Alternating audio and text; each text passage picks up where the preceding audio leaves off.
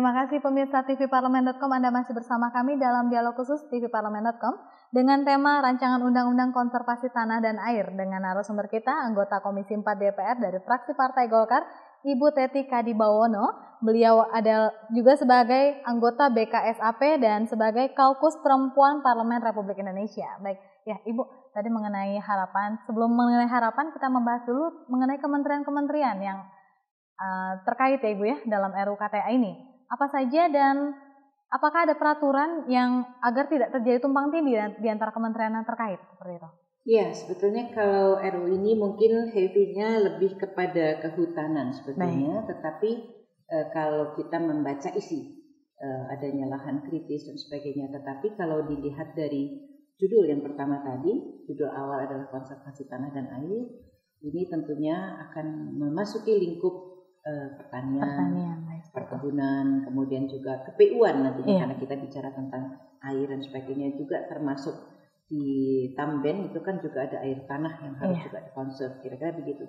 Jadi sebetulnya memang sangat kompleks, tetapi memang kadang-kadang kita harus berpikir apakah undang-undang ini merupakan undang-undang yang sangat parsial, yang hanya lingkup terbatas saja, atau kita mau menaungi keseluruhannya. Misalnya contoh undang-undang tentang, kemarin kami sedang bahas juga tentang RUU pengelolaan pesisir pantai. Nah itu kan bayangan kami adalah mengelola pesisir pantai, berarti apa yang sudah ada, peraturan-peraturan yang sudah ada, itu pun juga bagaimana kita bisa mengkompilasi itu sehingga undang-undang ini, peraturan ini dalam pengelolaannya itu bisa melengkapi yang lain, jadi tidak berbicara parsial lagi.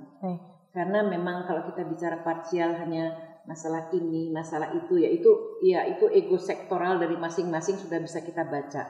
Tetapi manakala kita membuat satu rancangan undang-undang, selain kita punya kepulauan juga sudah sangat luas, jumlahnya sangat banyak gitu kan. Nah, bagaimana kita menata sebuah peraturan perundang-undang ini lengkap untuk menaungi keseluruhannya, kira-kira. Baik ya, Ibu Teti mau membahas mengenai harapan dari rancangan undang-undang konservasi tanah dan air. Ini apa, Ibu? Dapat dijelaskan?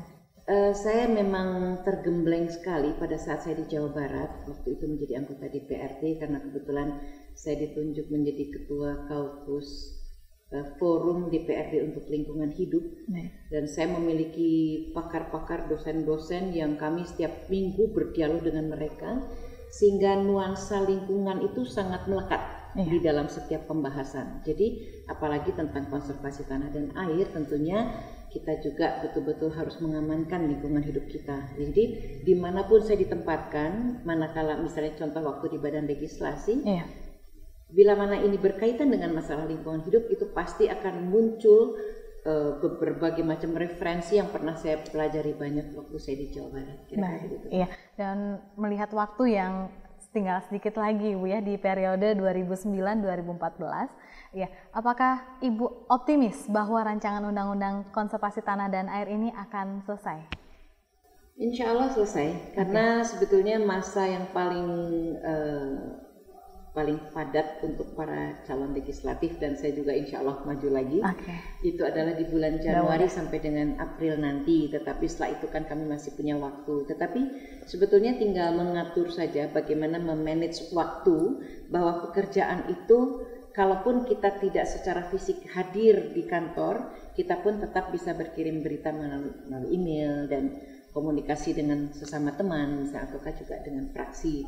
Jadi sebetulnya tidak usah terlalu khawatir, dan insya Allah ini akan bisa selesai. Mudah-mudahan, karena kami masih pada periode ini ada 4 undang-undang yang harus kami selesaikan di Komisi 4, KTA, kemudian juga tentang perubahan dari Undang-Undang Kesehatan Hewan, kemudian tentang